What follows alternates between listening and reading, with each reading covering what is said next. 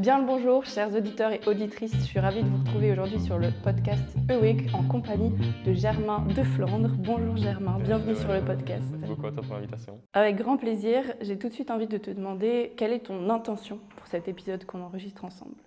Écoute, c'est une très bonne question. Je pense que mon intention est de pouvoir échanger un peu plus en profondeur, justement, et d'aller un peu plus en profondeur sur ce que c'est au final l'entrepreneuriat et quelle est l'évolution entre guillemets de l'entrepreneuriat et quelles sont les différentes étapes et comment est-ce qu'on le vit. Donc voilà, je suis ouvert à discuter à propos de tout ça.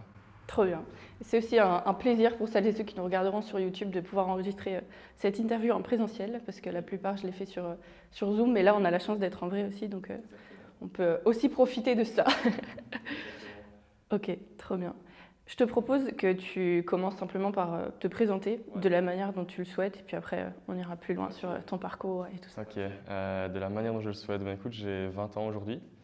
Il y a 4 ans, quand j'avais 16 ans, j'ai lancé Locos, qui est une agence, au début, une agence de création de site e-commerce. Je l'ai lancé au moment où c'était le confinement et je proposais des sites e-commerce pour les commerçants qui devaient fermer leurs portes pendant le Covid. Et puis ça a évolué, maintenant on est spécialisé dans un domaine particulier du marketing digital qui s'appelle le SEO, mais voilà, on pourra aller un peu plus en détail après là-dedans si tu veux, mais voilà. Et donc voilà, maintenant je suis basé ici à Bruxelles, mais je proviens de la campagne. Mais j'ai vite voulu venir à la ville pour l'activité et puis je suis content pour l'activité professionnelle et je suis content de retourner à la campagne de temps en temps. Donc voilà un peu une vue d'ensemble sur ce début de carrière professionnelle, on va dire. Ok, trop bien. Bon, déjà, j'ai déjà envie de te demander comment est-ce que tu en arrives à te dire je vais créer des sites internet et mettre tout ça en place. Ouais, en fait, j'étais pendant le premier confinement, j'étais sur mon PC et je regardais un peu tout, j'essayais d'apprendre à faire des sites, j'essayais d'apprendre à lancer sa marque de vêtements, enfin, et j'avais plein de petites idées qui me passaient par la tête, je voulais lancer un truc puis un autre, et donc j'étais parti un moment sur l'idée de faire une marketplace éco-responsable, enfin j'avais plein de petits projets. Et puis là, du coup, c'était un jour pendant le premier confinement où, comme je pense beaucoup d'autres jeunes à ce moment-là, j'avais pas grand-chose à faire et j'étais sur mon PC en train de regarder un live YouTube justement pour me former à lancer ma marque de vêtements. Et là, il y a un gars dans les commentaires qui dit « Ah, quelqu'un sait me faire un site ?» Et Une petite lumière. une petite lumière. Alors, au final, je n'étais pas du tout expert en site à l'époque et je l'avais fait vite fait une fois, mais rien de très concret. Mais je n'hésite pas une seule seconde, je lui dis « Oui, je suis chaud ». Et j'ai mis mon adresse mail et puis je continue à regarder la vidéo. Et là, je vois sa notif de « Je suis chaud que tu fasses mon site ». Et là, à ce moment-là, j'ai vraiment eu cette… au-delà de la lumière, je pense que c'est un peu la flamme intérieure, entre guillemets, et l'ambition qu'on peut ressentir quand on entreprend. Tu comprends ce que je veux dire. Et donc voilà, c'est à ce moment-là que ça a démarré, où il m'a demandé un site, puis il m'a demandé un deuxième, un troisième, il m'a recommandé à son pote qui m'en a demandé un quatrième. Et puis là, je me suis dit, OK, il y a quelque chose à faire. Ok, trop bien. Et du coup, c'est aussi que tu étais doué pour ça, on va dire, si ça a fonctionné ou c'était un peu… c'était quoi un peu le processus quoi, pour que tu en arrives à te dire j'ai l'idée d'avoir un site, quelqu'un est intéressé, j'y connais rien, comment est-ce que j'en sors un quoi. Je pense qu'il faut un bon équilibre entre l'audace et les compétences, tu vois, parce que faire que à l'audace mais ne pas être capable de délivrer derrière, ça ne fonctionne pas. Et donc, c'est un peu cet équilibre-là que j'ai essayé de trouver. Je n'étais pas expert en site et j'en avais pas fait des dizaines quand je lui ai dit oui, je suis chaud et je sais en faire. Par contre, je savais que j'allais être capable de le faire et que j'allais tout donner. S'il fallait y passer des nuits et des nuits, j'allais le faire pour qu'il soit satisfait de son site. Et au final, il a été satisfait parce qu'il m'en a demandé 3 et qu'il m'a recommandé à son pote, donc ça s'est très bien passé. Et puis tu te formes un peu sur le tas, je m'étais déjà formé un peu avant, et puis au final, ça s'est très bien déroulé. Ok, trop bien. J'adore ce que tu dis, genre un mélange entre l'audace et les compétences, parce que c'est vrai que parfois on peut avoir un peu ces excès de confiance quoi. On parle souvent du manque de confiance en soi, de ce que ça crée et tout ça, mais l'excès de confiance, ça n'a pas toujours du bon non plus. Ouais, non, c'est clair. Et à l'inverse, le fait de ne pas être assez audacieux et d'attendre toujours d'être parfait et d'être compétent à 200% avant de se lancer, c'est pas non plus l'idéal parce que ça sera jamais parfait, on va dire. Tu sauras jamais vraiment être 100% confiant dans ce que tu fais, je pense. Et au final, c'est aussi grâce à la pratique et grâce au fait d'avoir ses premiers clients ou de démarrer en tout cas, que ce soit pour des clients dans l'entrepreneuriat ou pour autre chose. Et puis tu apprends un peu sur le tas. Donc ouais, je pense que cet équilibre-là, il est important. Ouais, c'est sûr. Surtout que du coup, tes compétences, elles se développent, comme tu as dit, au fur et à mesure. Quoi. Ouais, c'est clair. Ça, c'est le mythe de la confiance en soi. Genre, est-ce qu'un jour, j'aurai 100% confiance en moi? Ça n'arrivera jamais. Ouais, je pense que je le vois un peu comme différents domaines et on ne peut pas avoir confiance en soi, je pense. Enfin, il y a moyen certainement, mais C'est très rare, je pense, d'avoir confiance en soi dans tous les domaines. Et donc, il y a des domaines dans lesquels on est vraiment hyper à l'aise et d'autres moins. Et puis, ça se développe aussi au fur et à mesure. Et je pense que ça se développe grâce à la pratique aussi. Et plus on le fait, plus ça vient parce qu'on se rend compte qu'on est capable de le faire au final. Ouais, ouais. Et je sais pas si ça te parle, cette notion de contrôle et de maîtrise. Genre quand tu es dans le contrôle où c'est justement, tu maîtrises pas tout, du coup tu essayes de tout contrôler, d'avoir tous les paramètres. Et après, tu prends de la confiance, tu prends en compétence. Et du coup, tu passes dans la maîtrise. Donc tu fais confiance, tu vois, à ce que tu sais faire en fait. Comme tu maîtrises ton sujet, tu arrives mieux. Et t'es pas dans la perfection parce que tu sais déjà en fait. Ouais, je l'avais jamais intellectualisé, mais j'ai directement des exemples qui me viennent en tête où avant, après, on en parlait tout à l'heure, avant un premier podcast, où tu es là, tu es dans le contrôle, tu veux faire tes premières questions, tu les prépares et tout. Et puis après plusieurs, tu te dis, ben, au final, voilà, on va discuter. Et puis parce que tu sens que tu en as déjà fait plusieurs et que tu maîtrises. Donc, ouais, c'est le mot. Ouais. Ouais, ouais, c'est ça. Ok, ok. Du coup, tu fais tes premiers sites internet et tout ça. Tu as 16 ans. Après, comment ça évolue pour toi pour en arriver là aujourd'hui? Ouais, donc en fait, donc c'était la fin du premier confinement. Et là, j'étais en réto à l'époque. Et on avait le choix de retourner à l'école ou pas. Parce qu'en fait, dans tous les cas, on avait réussi notre année. Et donc là, j'en parle à mes parents et j'ai écouté, voilà, ils avaient vu ce qui s'était passé avec les 4 premiers sites. Je leur dis, ben, j'aimerais bien aller plus loin et lancer mon agence et je ne vais pas à l'école, du coup, euh, à la place de retourner à l'école. Puis là, ben, j'en discutais un peu avec eux et ils ont été assez compréhensifs. Ça n'a pas été hyper simple, mais j'ai essayé de bien expliquer les choses. Ouais, juste avant, je me permets de te couper, mais tes premiers sites que tu as fait, tu les as vendus Ouais, ou ouais. c'était un peu. Non, je les ai vendus. En fait, ouais, pareil, donc il m'appelle, pour revenir à l'anecdote du premier gars qui m'envoie ce mail en me disant écoute, j'aimerais bien qu'on taffe ensemble. Je lui mets mon numéro de téléphone, il m'appelle.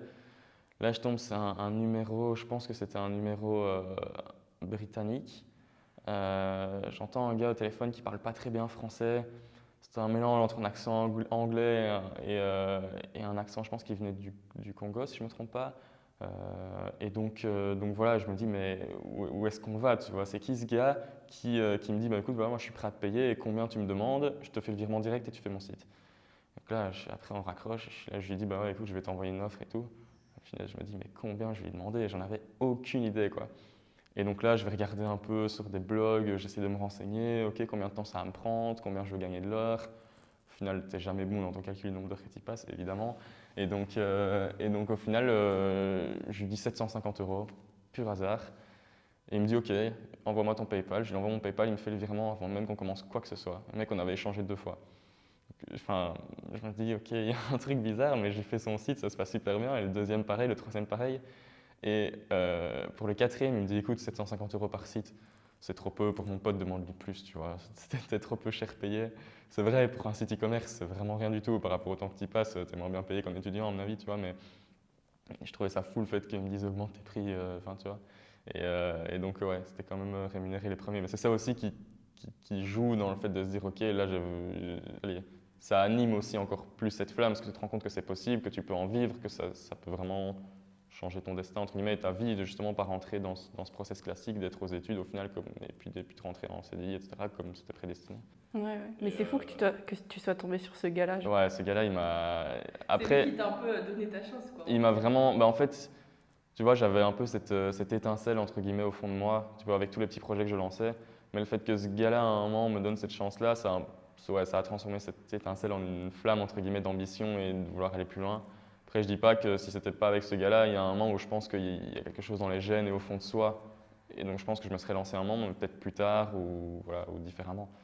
Mais donc voilà. Et pour revenir du coup à la suite, c'est que du coup, je vais pas à l'école, je lance l'agence. Et puis, comme on en discutait au début, c'était des sites e-commerce pour les commerçants qui devaient fermer leurs portes pendant le Covid. Et je lance Elocos officiellement en octobre 2020, jour du deuxième confinement. Ça tombe parfaitement bien. C'était calculé ou pas? Enfin, non, on ne pouvait pas savoir quand on allait être confiné, mais. Non, non. En fait, au début, je me disais, OK, les créations de sites e-commerce. Et puis, une fois que j'ai vu qu'on va repartir certainement en confinement, ben, très vite, j'ai tourné le message de ben, vous devez fermer vos portes. Moi, je vous offre une solution pour vendre vos produits en ligne, tu vois. Donc, notre promesse, c'était en une semaine, vous avez votre e-commerce et vous pouvez vendre vos produits. Donc voilà, au final, j'ai lancé l'Écosse en octobre 2020. Et puis, après, c'est la discussion avec les parents de est-ce que je fais des études ou pas.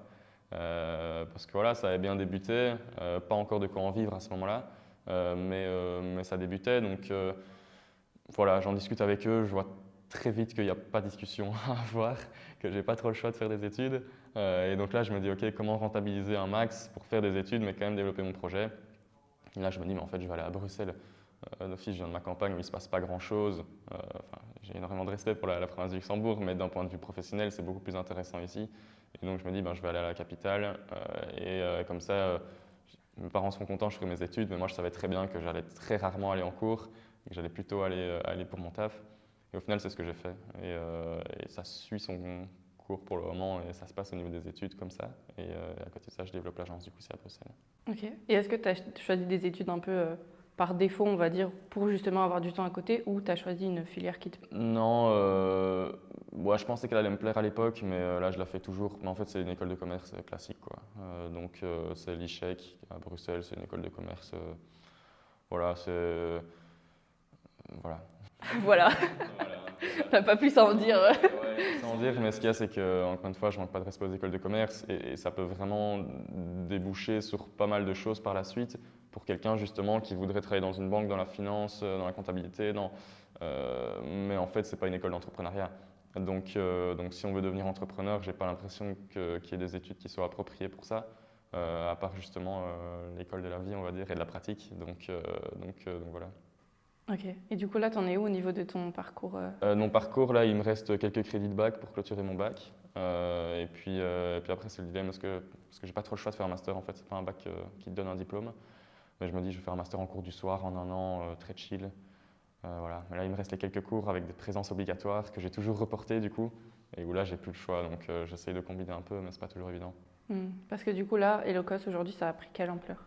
Et Locos aujourd'hui, là on a nos bureaux qui sont situés à Louise, à Bruxelles. Là pour le moment, il y a 2 freelances qui taffent régulièrement sur le projet, 1-2 jours semaine d'office, et à voir plus si, en dépendant des projets. Une autre aussi, ça dépend des projets, mais voilà. Et puis là il y a 3 stagiaires et un alternant aussi qui travaillent pour le moment full time. Donc voilà un peu l'ampleur. On a travaillé avec une quarantaine de clients sur la partie SEO du coup maintenant. Je vais peut-être expliquer rapidement ce que c'est le SEO pour que les gens comprennent. Mais par exemple, tu veux vendre demain un jeans, tu aimerais bien que quand quelqu'un cherche sur Google jeans, ton site apparaisse dans les premiers résultats sur Google pour qu'évidemment on achète ton jeans. Nous, c'est ce qu'on propose, c'est d'optimiser le site pour qu'il apparaisse en premier sur Google. Comment est-ce que tu en es arrivé à te dire aujourd'hui j'ai des bureaux, une équipe et en plus, bon, tu fais tes études à côté, déjà ça me fait penser, tu vois, à l'histoire un peu dans les films américains où tu as le jeune qui vient de sa campagne et puis tout d'un coup qui se retrouve dans des buildings, t'as pas compris ce qui s'est passé. Du coup, explique-nous comment ça s'est passé pour que tu en arrives à cette posture aussi dans ton entreprise, quoi. Ouais, je ne vois pas comme ça posture ou autre parce que pour moi, c'est juste un peu ce jeune qui a la dalle et qui a l'ambition au fond de lui, qui avance et puis qui, du coup, quand il a l'occasion de ramener des gens dans son ambition et dans son projet, ben, j'essaie de le faire. Donc là, j'ai l'occasion d'avoir des stagiaires et puis ben, du coup, ça se développe. Donc j'ai l'occasion de travailler avec des freelances et de déléguer l'exécution, on va dire, du SEO. Et donc, moi, ça me fait juste trop kiffer. Après, le parcours et comment ça s'est fait, ben, je pense que c'est assez naturellement, on va dire, ben voilà, il y a un premier projet, et puis il y en a un deuxième, et puis petit à petit évolue, et puis ça te mène vers des projets un peu plus gros, et puis vers des projets long terme aussi, où là on travaille avec des clients sur le long terme. Et donc tout ça te permet petit à petit de faire grandir l'entreprise, quoi. Et pourquoi est-ce que tu as fait le choix d'avoir des bureaux alors que c'est un job qui peut se faire en soi, chacun chez soi? Ouais, j'ai besoin de ça. J'ai besoin de ça. Je suis pas du tout pour le remote. Ouais, je sais pas que je suis pas du tout pour le remote, mais je pense que c'est vraiment intéressant quand même. Moi, en tout cas, j'aime bien me dire, je me lève le matin, je vais au bureau, et quand je quitte le bureau, je rentre chez moi et de faire vraiment une différence entre les deux. Parce qu'il y a un moment où je travaille de chez moi, mais je travaille limite plus en allant au bureau qu'en restant chez moi. Et puis voilà, tu fais pas trop de différence et il n'y a pas cette notion d'aller au travail et ça j'en ai besoin. Et puis surtout pour les équipes, quoi. Je ne me vois pas travailler via Meet en permanence. L'humain et le présentiel, c'est quand même hyper important. Puis on fait un métier de service, donc c'est de l'humain, aller rencontrer nos clients, accueillir nos clients dans nos bureaux. Et dans cet échange-là, en fait, nos clients, on a vraiment une vraie relation avec eux. Il n'était pas juste de dire envoie-moi tes trucs, on te fait tes SEO et on ne se parle plus. Donc voilà. Ok. Ouais, c'est super intéressant aussi ce point de vue où, tu vois, je pense parfois on peut se dire, enfin, J'ai l'impression en tout cas que beaucoup, on peut penser ça, de se dire ouais, quand on fait des sites internet ou un peu informatique, un peu geek, etc., c'est en fait chacun chez soi et comme tu dis, tu vois, le client il discute ce dont il a besoin, toi tu lui envoies et puis c'est tout, ciao. Sauf que toi, tu as vraiment voulu créer aussi une boîte où il y a une, comme on dit, une culture d'entreprise aussi, où tu mets l'humain au centre, quoi. C'est pas juste je fais des sites internet, c'est j'aide la personne à développer son projet et l'outil pour le faire, c'est ça, quoi. Ouais, c'est exactement ça. Et en fait, tu parlais un peu de culture d'entreprise. Alors, on est encore trop petit que pour parler vraiment de culture d'entreprise, mais j'y pense déjà et j'essaye un peu déjà de le faire petit à petit. Euh, mais, euh, mais en fait, c'est cette notion de, tu vois, ce jeune, tu parlais de ce jeune à la campagne un peu, ouais, pas qu'un peu, mais ambitieux, qui a la dalle et qui a cette flamme au fond de lui. Mais ça, en fait, j'essaie de le retransmettre aussi dans la manière dont on fonctionne avec nos clients. C'est-à-dire que on est ambitieux dans la manière dont on travaille, dans les résultats qu'on souhaite avoir. Et donc on le voit vraiment comme ça, et même par rapport au SEO, on est toujours à l'affût des derniers trucs et on essaye toujours d'optimiser un maximum et de se donner vraiment à 200%. Et donc que ce soit dans l'entrepreneuriat ou dans le SEO en tant que tel, avec nos clients, c'est un peu notre culture d'entreprise. Ok, ok. Et comment est-ce que tu as fait pour recruter les bonnes personnes pour travailler avec toi? Ouais, c'est une très bonne question. Bah écoute, je voulais justement, c'était un de mes premiers points, c'était de me dire j'ai pas envie de travailler parce qu'il y en a beaucoup, parce que surtout au début quand tu fais des sites, il y en a beaucoup qui vont après sous-traiter à l'étranger. Et moi, c'était pas mon objectif, j'avais envie de travailler avec des Bruxellois en l'occurrence pour que justement on puisse se rencontrer, qu'on puisse travailler ensemble dans les bureaux, etc.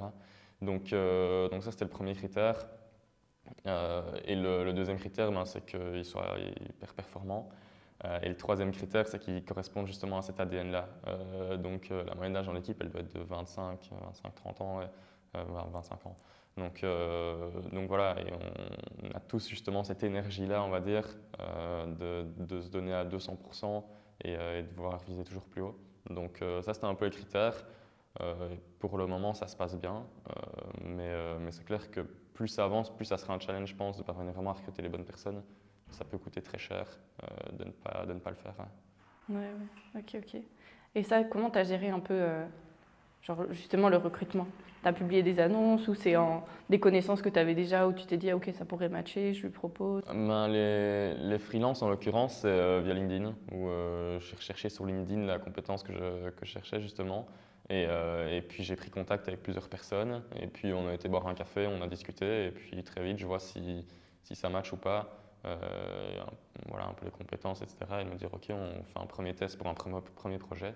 Et puis après, ben, si ça se passe bien, on continue ensemble. Donc ouais, via des recherches LinkedIn, et pour plutôt les stagiaires alternants, là, c'est plutôt via des personnes que je connais qui m'ont dit ah ben tiens, ils seraient potentiellement intéressés. Et puis voilà. Trop bien, trop bien. Bon, et du coup, tu as cette partie-là, vraiment, on va dire ton métier, le fond de ton métier, quoi. Tu as les études, mais tu fais aussi pas mal d'interventions pour parler justement de ton parcours d'entrepreneur et tout ça. Comment est-ce que ça s'est venu et que tu t'es dit aussi, bon, j'ai envie de partager. Je pense que c'est l'ambition, la flamme qui t'anime, que je comprends parce que je ressens le même sentiment aussi. Mais ouais, comment ça s'est fait ça aussi? Mais en fait, j'adore ce qu'on fait avec Elocos, qui est du coup le nom de l'agence. Je voulais aller encore plus loin justement dans cette partie flamme ambition. Je vais me dire, je veux vraiment le partager en fait. Parce que moi-même, ça nourrit ma flamme entre guillemets de le partager à l'autre.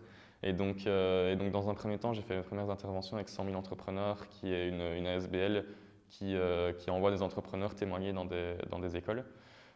Et puis du coup, après, j'ai fait là dernièrement une intervention aux Beaux-Arts où il y avait 400-500 étudiants bruxellois pour justement partager cette ambition-là un peu sous format TED Talk. J'espère faire un TED Talk d'ailleurs un jour, c'est un de mes objectifs. En fait, ouais, je pense que tu l'as un peu dit, c'est cette envie de partager, tellement il y a cette flamme, je me dis, mais en fait, j'ai envie que tout le monde ressente ça et que tout le monde soit animé de la même manière et que tout le monde ait envie de se lever chaque matin en se disant, punaise, j'ai envie de lancer mon projet. Alors, ici, on parle d'entrepreneuriat, mais on le caricature trop souvent. L'entrepreneuriat, c'est start-up, l'entrepreneuriat, c'est uniquement argent. Ouais, évidemment, un entrepreneur pur et dur, il doit faire de l'argent, mais à part ça, en fait, l'entrepreneuriat, d'après moi, c'est juste accomplir des projets de manière générale et se dire, en fait, j'ai un projet et je veux le faire évoluer. Et l'argent est une des manières de faire évoluer ton projet. Un entrepreneur, pour moi, c'est quelqu'un qui, à un moment, est dans l'accomplissement, on va dire, de projets. Donc voilà, j'ai envie de dire, mais en fait, allez-y, lancez-vous, osez.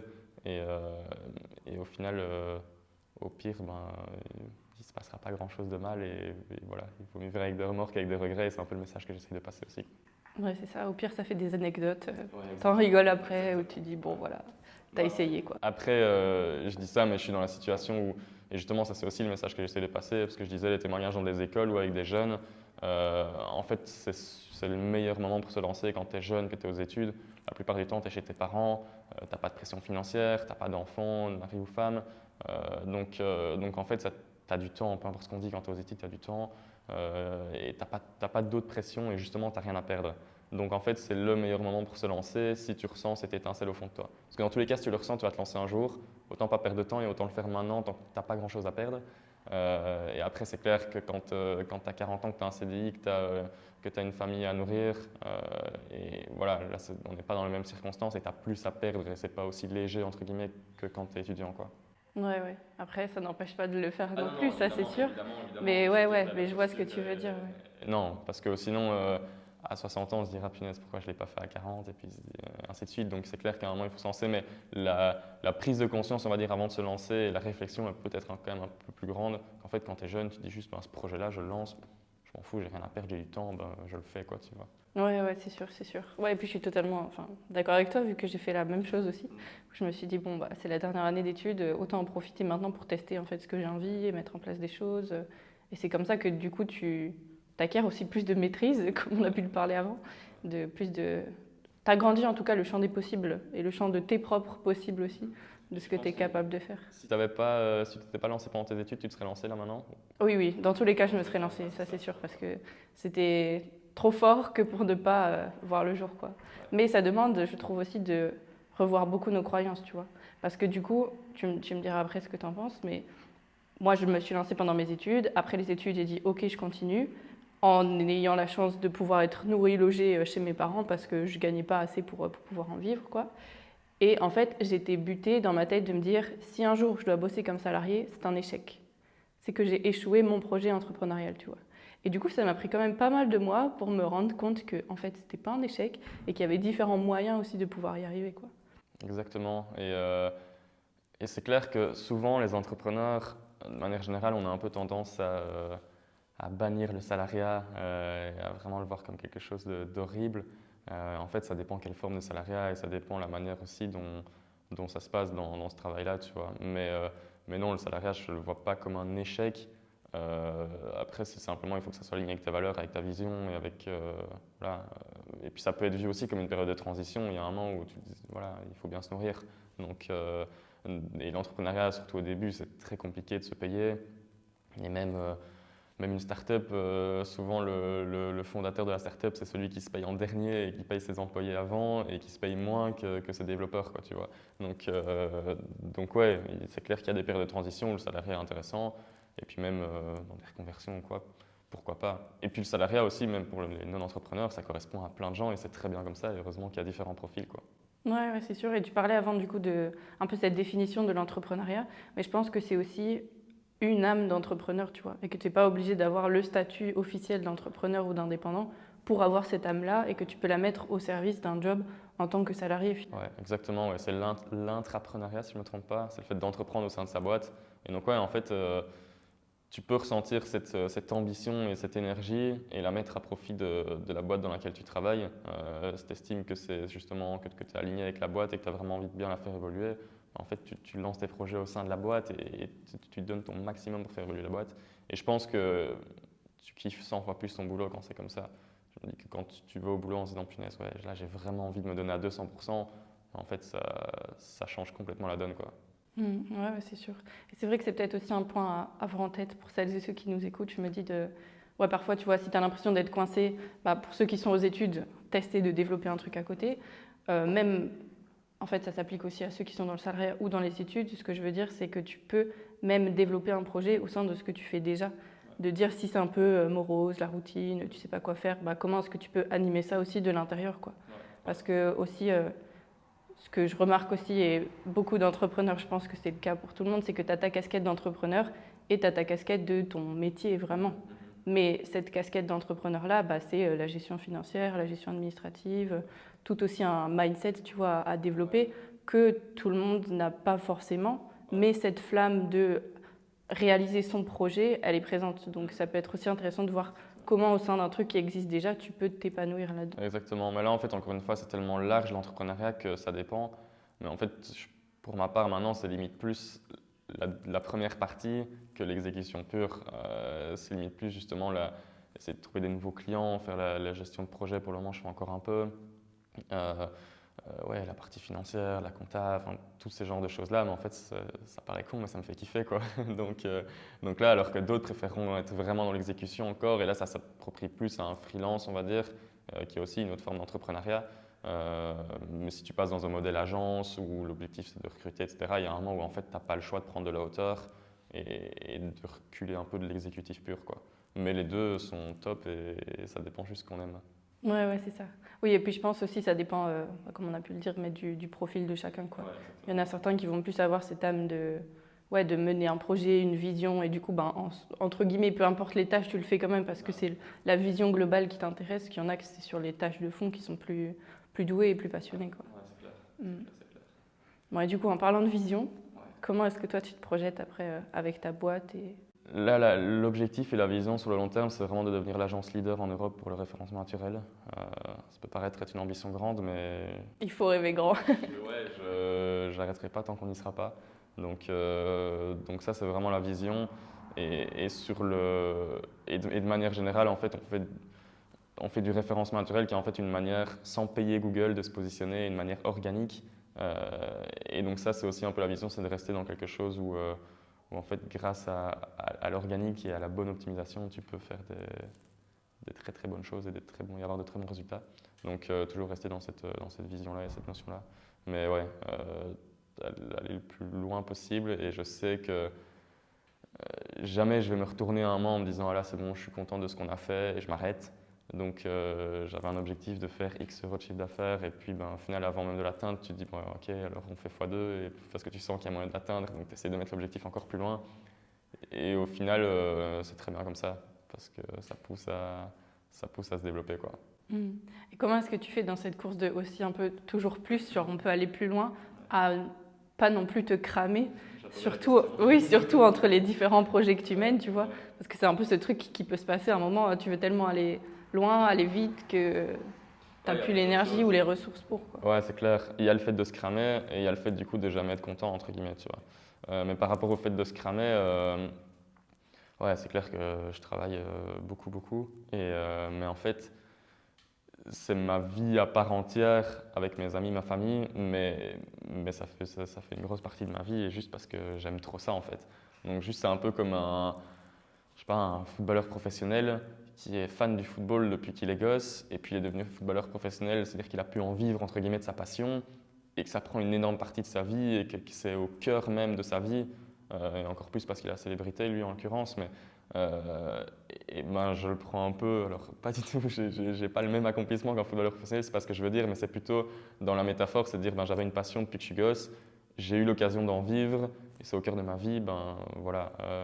Après, pour ne pas se cramer, je pense que j'en parlais, famille, amis, c'est important d'avoir des équilibres et de ne pas délaisser d'autres choses, justement à cause, entre guillemets, de cette flamme qui, du coup, tu as envie d'aller le plus loin possible sans jamais regarder ta famille, tes amis et ce qui t'anime aussi d'autres et qui sont un peu, au fait, les fondations, on va dire, ouais, de ton bien-être. Donc ouais, je pense que ce trio-là, c'est important pour moi et j'essaye de l'équilibrer, c'est pas le mot parce que le travail prend beaucoup plus de place. Mais d'y passer quand même pas mal de temps. Ouais. Et pour le fait du coup d'être jamais satisfait, c'est une question que je me suis posée beaucoup. Mais je pense que, ouais, comme je le disais, s'arrêter à un moment présent et dire là je suis vraiment content de ce que j'ai fait, j'essaye de le faire, mais en fait je dois à chaque fois le conscientiser. Euh, et ça ne se fait pas vraiment naturellement. Et ça, je pense que c'est aussi un peu dans la manière d'être. Justement, quand tu as cette ambition, etc., en fait, j'ai jamais parlé avec une personne qui ressentait cette flamme et qui n'avait pas ce problème-là, on va dire. Donc c'est important de parvenir à vivre dans le moment présent et pas que dans le futur. Mais c'est un travail sur soi-même, quoi. Ouais, c'est quelque chose que tu dois provoquer, c'est pas une pensée que tu as naturellement de dire bon en fait c'est bien déjà. Ouais, en fait j'en parlais avec mes potes justement hier où je suis souvent dans le fait de dire d'intellectualiser le moment présent, de dire ah là on est bien, ou là tu vois, et de dire punaise là c'est cool. Tu vois, et je suis obligé de le dire parce que moi-même je le vis pas vraiment ce moment présent en permanence, mais du coup tu vois, j'ai besoin de le dire, j'ai besoin de pour essayer de me dire bah ouais en fait c'est vrai, regarde là ce qu'on vient de faire ou quoi, c'est bien, mais je pense déjà à l'objectif plus avancé en réalité, tu vois. Mais du coup, j'essaie de le dire pour essayer de le planter là et d'être heureux du moment présent, quoi. Ouais, ouais, ouais. Ouais, mais je pense que c'est super important. Ouais. Parce que ouais, sinon, voilà, le risque c'est de se cramer, de se perdre, ou après d'être totalement aussi déconnecté en fait de nos proches, mais même des collègues qu'on peut avoir ou quoi que ce soit. Sinon, on est toujours focus ailleurs que là où on est vraiment. Ouais, c'est clair, c'est hyper important. Vivre dans le passé, je le fais très très peu. Je pense que je suis jamais dans le passé, encore moins avec le taf. Donc ça, je pense que c'est une chance que j'ai. Après, vivre dans le futur, c'est pas toujours mieux non plus. Je pense que le mieux, c'est vivre dans le présent et un peu le futur peut-être. Mais ouais, parce qu'en fait, c'est ça qui te permet justement d'être vraiment en connexion aussi. Et cet aspect humain-là, je l'aime bien et on en parlait. Mais c'est vrai que je pourrais l'avoir encore plus, je pense, si vraiment j'étais vraiment beaucoup plus dans le moment présent. Après, est-ce que toi, tu sens que c'est quelque chose qui te manque et que tu as envie de développer? Ou c'est parce que tu vois que oui, ça serait peut-être bien que si je faisais ça? c'est ça. Parce qu'en soi, si toi, ça te correspond comme ça et que tu trouves ta manière de fonctionner et que c'est ça aussi qui te porte et qui permet à tes équipes peut-être aussi de se raccrocher. Tu as tout résumé, c'est exactement ça. C'est en fait, tu dis ouais, ça serait pas mal à certains moments, etc. Mais en réalité, ce qui me rend heureux, c'est ce trio dont on parlait avant, c'est le taf, l'ambition, la famille, les amis. Et pour cette partie taf, ambition, c'est cette ambition et cette flamme-là en fait. Cette flamme-là, elle me rend heureux vraiment, ouais, c'est ça qui m'anime complètement. Et donc, cette flamme, elle est nourrie par le futur et les ambitions que tu as.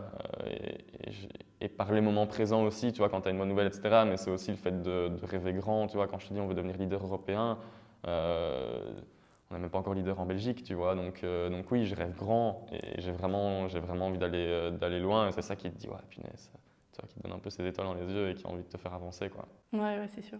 Et quand tu parlais, tu vois, un peu de ton trio là, c'est un peu ce truc des 8 domaines de vie qu'on peut beaucoup voir dans le développement personnel ou ces trucs comme ça. Mais en fait, ce que je me dis, c'est que on a parfois besoin, genre par exemple, tu vois, quand tu vas être dans ton travail, tu es fort sur le futur, sur la vision, sur la flamme, sur ton ambition, mais est-ce que tu es forcément dans la même énergie quand tu es avec justement ta famille et tes amis, tu vois? Ouais, c'est vrai. Non, en tout cas, je me projette pas dans le futur avec ma famille ou mes amis.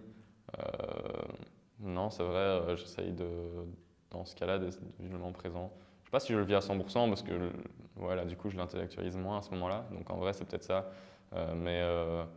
Ouais, je pense que, comme tu dis, c'est important pour cette partie taf, pour la famille amie un peu moins. Et ouais, j'ai l'impression que c'est vrai, rien qu'en discutant, je me rends compte, je pense que c'est un peu moins le cas avec ces deux piliers-là. Ouais, parce que, enfin, allez, en parlant avec toi, j'ai l'impression, tu vois, que c'est un peu comme si on avait une boîte à outils de toutes nos compétences, nos ambitions, aussi de peut-être nos anxiétés, nos déprimes ou quoi que ce soit, et qu'elles vont plus être révélées en fonction de l'environnement dans lequel on est et de avec qui on est aussi, tu vois. Ouais, Genre, tu vas plus sortir tel outil quand tu es dans ton entreprise que quand tu es avec ta famille, peut-être plus tu baisses les armes, justement, tu vois. Ouais.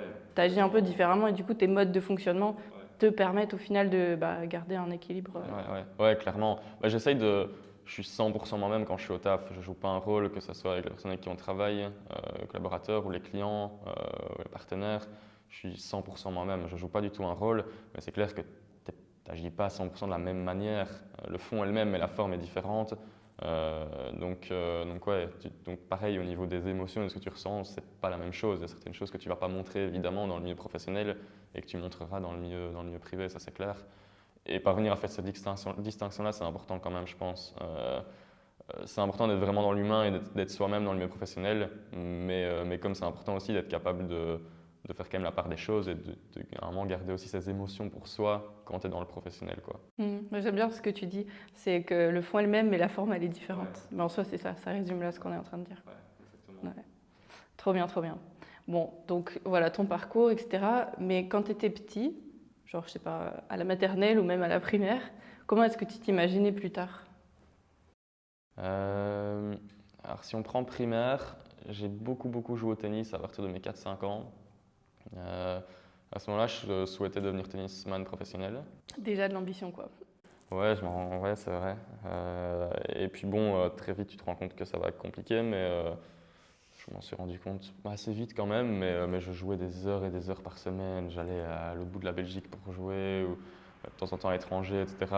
Voilà, j'étais à 200% dans le tennis. Euh, donc ouais, c'est vrai qu'il y avait ça déjà, je pense, à ce moment-là. Et le fait de faire un sport comme ça énormément et d'avoir cet esprit compétiteur dès le plus jeune âge, bah, ça aide en fait aussi, même encore maintenant. Et donc ouais, puis sur un terrain de tennis, on est tout seul en fait. On n'est pas en. Alors, le sport d'équipe, c'est top, mais sur un terrain de tennis, ben, tu perds, c'est de ta faute. Tu peux pas dire ouais, l'équipe n'était pas bonne ouais, tu perds, il n'y a que à toi que tu peux t'en vouloir quoi. Donc même mentalement, ça permet de développer certains aspects. Donc, voilà, c'était surtout tennis au début, et puis après secondaire, ouais, là secondaire c'était vraiment la période où je fouillais un peu partout quoi. J'étais là, je regardais des tutos, je me suis formé à 100 000 trucs différents, mais des conneries, mais parce que je kiffais ça, apprendre, j'ai toujours été méga curieux.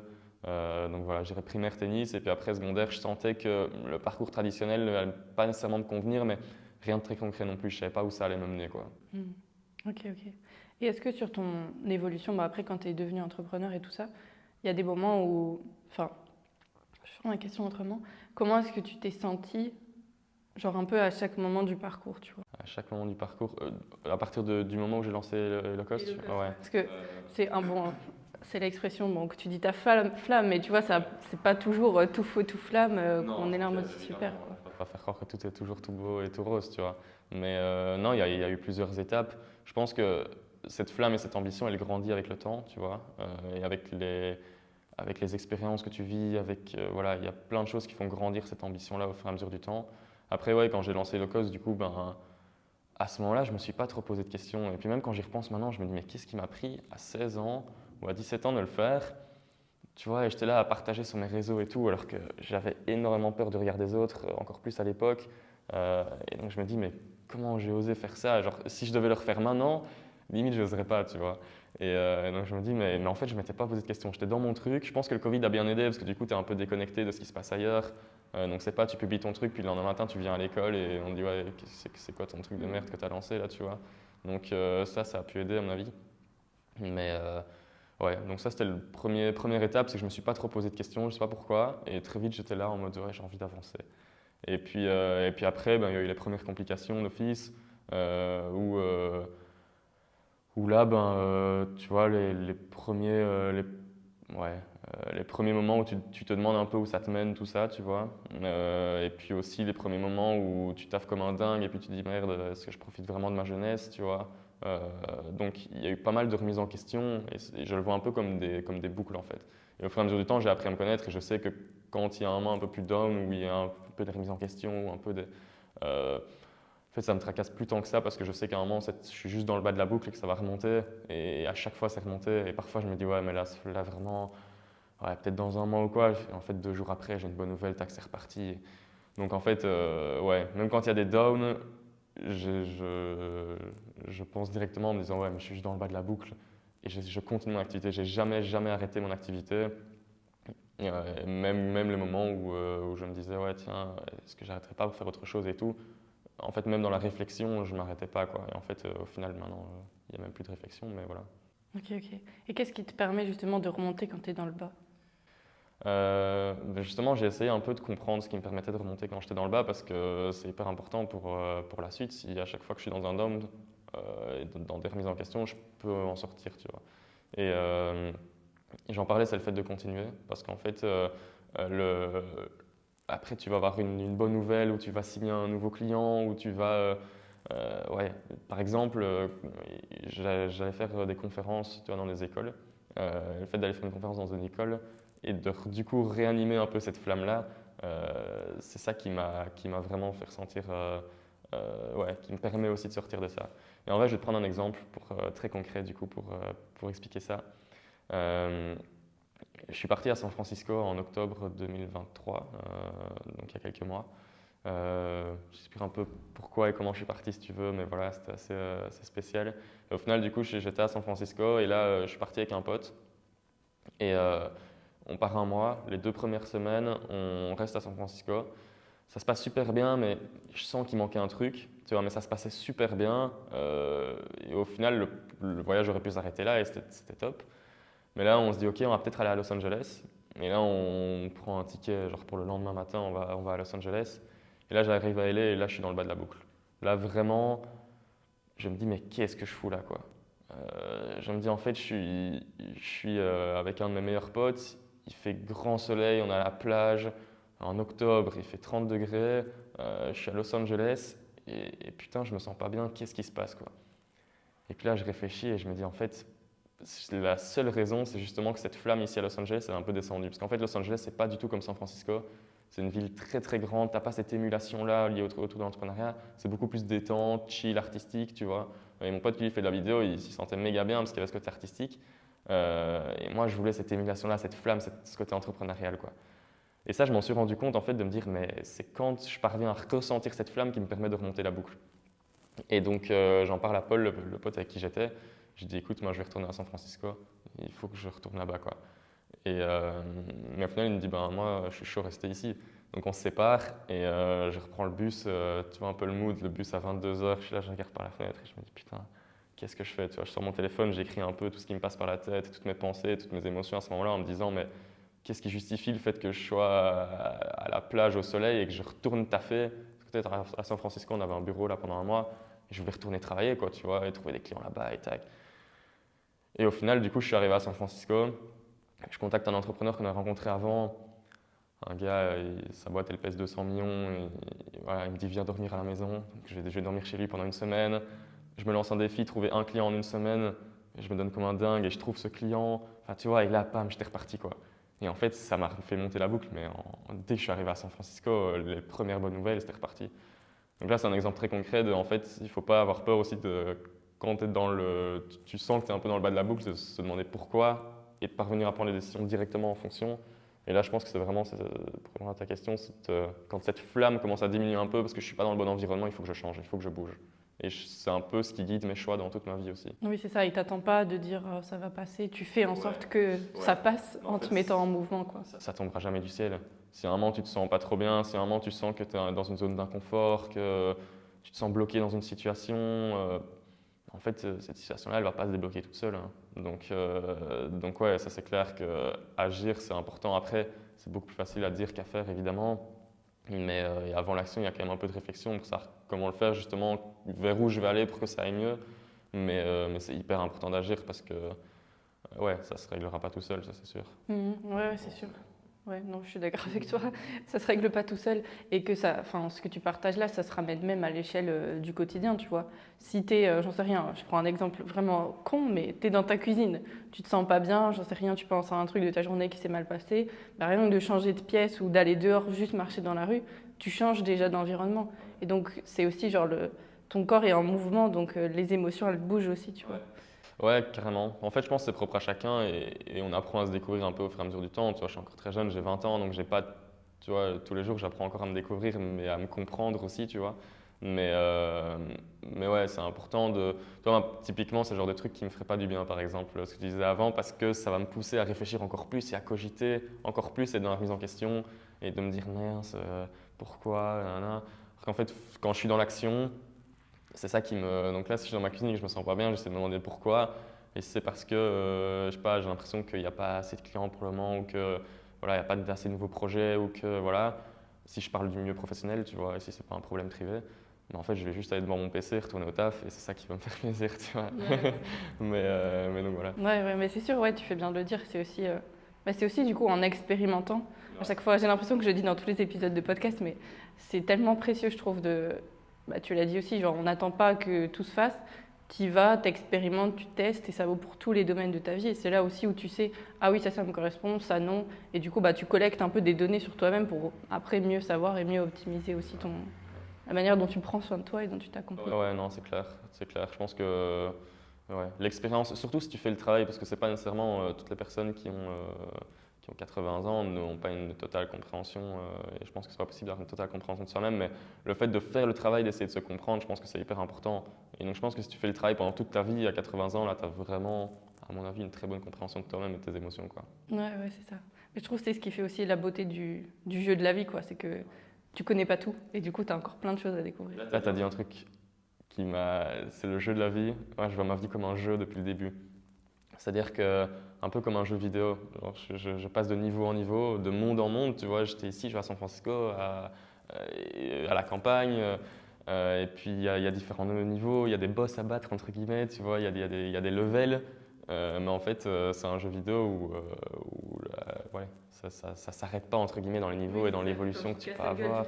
Exactement, exactement, tu vois, la métaphore avec le jeu vidéo, je la prends vraiment comme ça et je vois vraiment ma vie comme ça.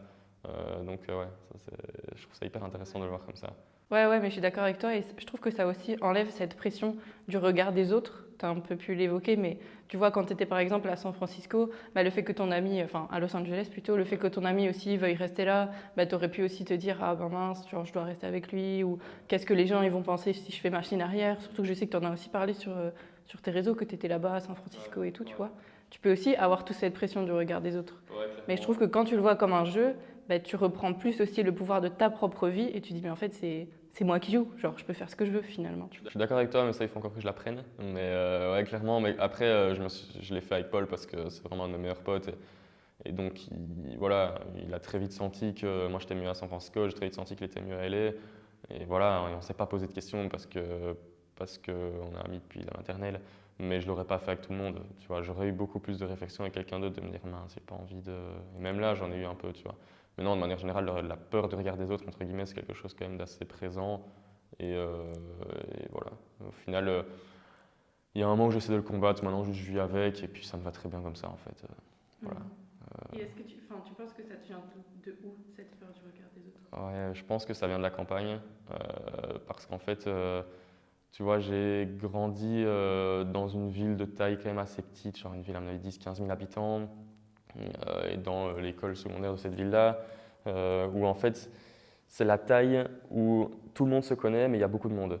Et en fait, c'est une taille quand même assez critique parce que du coup, très vite, il y a des réputations, très vite, on entend parler d'un et de l'autre parce que tout le monde se connaît.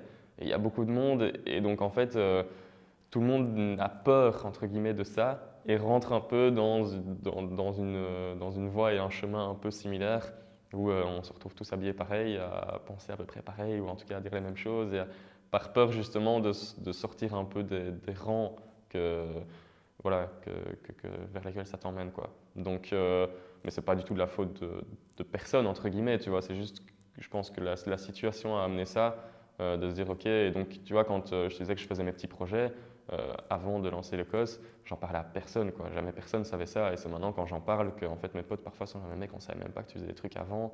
Et puis même au début des low cost, là du coup j'en ai parlé un peu, mais vraiment je faisais mes trucs dans mon coin, et tu vois, très peur de mettre en avant ce que tu fais, très peur par peur qu'on dise ouais, regarde celui-là, tu vois, pour qui il se prend, ou tac. Et donc, mais après, comme je disais là maintenant, je me dis, ben, au final, c'est aussi bien de faire attention, entre guillemets, à comment tu te comportes, à ce que tu dis, à comment tu fais les choses en fonction des autres. Alors il faut penser à soi, dans son bonheur à soi, ça c'est clair, mais dans le regard des autres, sur la manière dont tu fais les choses, ben, je me dis au final, voilà, c'est bien aussi de le faire comme ça. Et en tout cas, c'est avec cette pensée-là que je me sens le mieux, de me dire, ben, au final, je l'accepte et puis c'est tout. Ouais, ouais. Mais moi je te rejoins, enfin je pense que c'est la meilleure chose à faire. Enfin bon après voilà, on est jeune aussi, on n'a pas non plus une expérience de la vie de quelqu'un de 50 ans, peut-être que notre avis va aussi changer, mais tu vois, il y a fort ce truc quand même de faut bannir le regard des autres, comment tu peux t'en détacher, trouver les meilleures techniques. Mais moi je trouve pas qu'on doive s'en détacher en fait, parce que c'est super utile pour nous construire. Mais encore une fois, comme tu l'as dit aussi, c'est toi, qu'est-ce que tu veux en faire au final? Et je ne sais pas si tu as déjà entendu parler de ça, mais c'était Charles Pépin qui racontait ça dans une interview, où il y a une expérience qui a été faite avec un bébé, enfin plusieurs bébés, mais où la première fois qu'on les met devant le miroir, la première chose qu'ils font, c'est regarder leurs parents. Pour voir, tu vois, si c'est bien eux, pour avoir une validation. Je ne sais pas, moi, d'avoir eu cet exemple en tête, je me dis, mais oui, en fait, depuis qu'on est petit, on est construit de toute manière dans le regard des autres. Donc chercher à s'en détacher, c'est juste une bataille qui va jamais être gagnée. Ouais. C'est plus du coup, comment est-ce que je peux jouer avec et comment aussi je peux prendre la critique, mais des bonnes personnes, quoi. Ouais. Là où ça va être constructif aussi. Ouais, exactement, c'est clair. On dit souvent, moi je te rejoins, et puis on dit souvent que on ne doit pas accepter la critique de quelqu'un dont le compliment nous ferait rien, tu vois. C'est plus facile qu'à dire qu'à faire, encore une fois, mais ouais, Au final, voilà, c'est clair que par contre, là, au niveau des critiques, c'est quelque chose qui va me toucher très très vite. Tu vois, je suis très susceptible et très vite, je vais essayer de me dire, tiens, pourquoi est-ce qu'il a dit ça, pourquoi est-ce qu'il pense ça, ou pourquoi. Et je pense que c'est aussi dans un objectif de développement. Je suis intéressé et je suis curieux de savoir comment je peux évoluer, entre guillemets, aussi, que ce soit au niveau du taf ou aussi dans le privé, tu vois, dans ma manière euh, de me comporter, on va dire. Ouais, tu vas le chercher plus comme des pistes d'amélioration que comme un auto-sabotage. Ouais, carrément. Après, ben, d'office, allez, c'est pas non plus un plaisir. Oui, tu passes quand même par cette phase-là de remise en question. Mais par contre, derrière, ouais, d'office, c'est remise en question. C'est pas en mode putain, quel con de dire ça ou quel con de penser ça. Je vais me dire, je vais d'office le croire, entre guillemets, et me dire, tiens, pourquoi il dit ça et comment je peux améliorer, tu vois. Ouais. Mais c'est important, c'est d'avoir cette phase comment je peux améliorer, tu vois. Pas de rester coincé sur pourquoi je dis ça, parce que alors c'est là où tu creuses un trou sans fond et où tu trouves jamais la réponse. Ok. Bon, on a déjà fait un gros tour, je vois l'heure qui tourne, on pourrait parler pendant des heures encore, mais ok. Du coup, peut-être, avant de passer à mes petites questions de conclusion, si tu veux nous expliquer qu'est-ce qui t'a amené à San Francisco, du coup? Juste. En fait, tu vois, on parlait de cette flamme et je vais manger un bout un samedi soir avec un ami qui est en fait mon voisin, qui est entrepreneur, mais lui, il est plus âgé que moi. Et il est bien plus avancé dans le stade d'entrepreneuriat. Donc c'est hyper intéressant et on discute et je lui dis écoute, cette flamme et cette ambition, on la retrouve trop peu en Belgique. J'ai envie de croiser à chaque coin de rue des gens vraiment qui ont cette dalle-là. Et il me dit écoute, va aux States. Là-bas, c'est que ça, va aux States. Et puis du coup, le lendemain, j'en parle à Paul et on prend nos billets directs, quoi. Et donc c'est un peu sur un coup de tête où je me suis dit ouais non, là il faut que j'y aille. Et donc sur un coup de tête, on se dit bon, quand est-ce qu'on peut partir? C'est genre en mars ou quoi. On dit ok, bon, on part en octobre, on fixe le mois et on n'a pas hésité une seule seconde. Donc c'est ça qui m'a emmené là-bas et puis du coup très peu même préparer le voyage, etc. Juste un peu avant, essayer de prendre quelques contacts en se disant on va vraiment vivre un peu le rêve américain et voir un peu comment ça se passe sur place et cette émulation qu'il y a. Et ouais, les États-Unis évidemment ont beaucoup de défauts, on va dire, notamment avec la sécurité sociale et ce genre de choses. Mais si on met vraiment le focus uniquement sur la partie ambition et entrepreneuriat, ils sont beaucoup trop forts. Ils sont 100 niveaux au-dessus de nous. Donc si on prend juste cette partie-là, c'était quand même vachement intéressant. Ok, trop bien. Et ça me fait penser de te demander, c'est quoi un peu tes sources d'inspiration aussi? J'ai deux grandes sources d'inspiration. La première, c'est purement taf, on va dire, tu vois, par exemple Théo Lyon, c'est une personne qui a développé une agence en France. Et donc là, voilà, je m'inspire beaucoup, mais plutôt dans la partie exécution, etc. Et puis après, il y a l'inspiration plutôt mindset, où quand j'ai démarré, j'étais plus dans des inspirations type motivation, tu vois, mindset en mode père riche, père pauvre, tu vois, comme ce livre-là, qui est un livre, tu vois, un peu plus généraliste, entre guillemets, sur le mindset à avoir. Et puis plus ça avance, plus du coup, ça m'intéresse plus trop cette partie juste mindset en surface, on va dire. Et donc je vais m'inspirer de certaines choses plus en profondeur ou de biographie ou de ce genre de choses-là. Donc ouais, je pense que je dirais un Théo Lyon par exemple pour une partie pure exécution et pour une partie mindset. Là maintenant, qui est-ce qui m'inspire et qui est-ce que je regarde beaucoup? Je sais pas trop en fait, j'ai pas une personne là pour la partie mindset qui me vient en tête et je pense que pour cette partie-là, je prends un peu des petits bouts de partout, un peu de tout le monde, tu vois. Et même de personnes que je vais rencontrer, je sais pas, j'arrive au bureau, il y a une personne que je connais pas trop, on discute, elle va m'inspirer, tu vois. Elle va dans la discussion, je suis convaincu qu'il y a moyen que ça m'anime entre guillemets, ça m'apporte et donc j'essaye d'en retirer entre guillemets dans chacune de mes discussions. Mais ouais, donc comme créateur de contenu en tout cas en partie mindset, je pense que il y en a en francophonie, mais il y aurait moyen d'en avoir plus en tout cas. Ouais. Ok. Et justement, si tu as un peu une ressource à partager, à recommander peut-être à celles et ceux qui nous écoutent, qu'est-ce que ce serait? Que ce soit un livre, un podcast, un film, un documentaire, peu importe, une ressource que tu as envie de recommander. Ouais, c'est un livre qui m'a poussé, après justement avoir fait mes premiers sites, à me dire, mais en fait, je peux en faire une agence. C'est Mon Empire dans mon sac à dos de Stan Leloup, qui est en fait le fondateur de Marketing Mania. Enfin voilà, c'est un livre vraiment où j'ai vraiment bien aimé parce que tu vois, un père riche, père pauvre, c'est l'emblématique en fait, le père riche, père pauvre, mais ça reste vraiment fort en surface et fort dans le mindset général. Et là, c'était vraiment beaucoup plus concret et j'ai adoré ce livre-là. Et puis après, sinon, ouais, je pense que ça sera la ressource principale. Et puis après, la ressource purement formation, etc. Il y a une plateforme qui s'appelle Udemy, UDEMY, qui est géniale pour te former sur tout ce que tu veux. Donc en fait, tu as la dalle, tu te formes et puis tu exécutes et puis tu vois où ça te mène. Ok, trop bien, nickel. Bah, je noterai ça dans la description du podcast, comme ça, pour aller voir, mais trop bien. Dernière question, ouais, avant-dernière question, un peu la question signature du podcast. C'est quoi pour toi la clé de l'épanouissement ? La clé de l'épanouissement, pour moi, c'est compliqué de parvenir à faire une règle générale à quelque chose qui est très personnel. Tu vois, donc je pense qu'il n'y a pas une clé de l'épanouissement et c'est pas possible de dire voilà la formule. Et je pense que s'il y a une formule, on serait déjà tous au courant. En tout cas, j'espère que s'il y a une formule, Qu'on nous le dise. qu'on nous le dise. Mais donc c'est très compliqué de mettre une règle générale sur la clé, tu vois. Après, si je dois prendre ma part, du coup, c'est vraiment ce trio-là, famille, amis, travail et ambition, et de parvenir à trouver un équilibre. Voilà, c'est une des clés en tout cas que j'ai pu relever de mon parcours, mais je pense que ça sera vraiment différent pour chacune des personnes. Trop bien. J'adore parce que tu déconstruis même mes questions, tu vois. Ça, c'est intéressant. Parce que tout le monde me donne... Enfin, tu es le premier à ne pas me donner de réponse, on va dire, tu vois. Ouais. Que tout le monde me dit « Ah, l'amour » ou « Ah, ceci » ou « Ah, cela ». En fait, non. Il y a genre autant de clés que d'humains sur Terre, on va dire ça comme ça. Donc, c'est aussi intéressant. Désolé d'avoir déconstruit ta question. Non, c'est très bien. Très, très bien. Ok, génial. Et peut-être, ouais, juste pour terminer, si tu as une personne que tu me recommandes d'inviter sur ce podcast, ce serait qui ? Écoute, je pense à mon cofondateur sur une ASBL qu'on a lancée là pour promouvoir l'entrepreneuriat chez les jeunes. Et donc justement, on fait des podcasts, on fait des événements, etc. pour parler d'entrepreneuriat encore une fois au sens large. Ouais, encore un truc en plus dont je n'ai pas parlé. Ouais. Et pour toucher aussi tout type de jeunes, parce que souvent en fait l'entrepreneuriat, ça va toucher des jeunes qui sont issus de milieux aisés ou voilà, ou même de familles de la classe moyenne.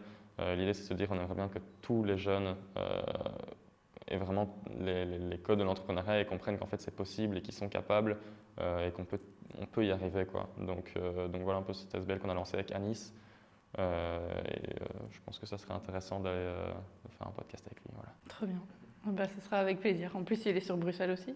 Trop bien, on pourra faire un nouveau podcast en présentiel. Trop cool. Bah écoute, un tout grand merci en tout cas Germain pour le partage de ton parcours. Je pense qu'il y a de belles clés à retenir aussi pour les parcours de tout le monde. Donc merci beaucoup. Avec grand plaisir, merci à toi pour l'invitation.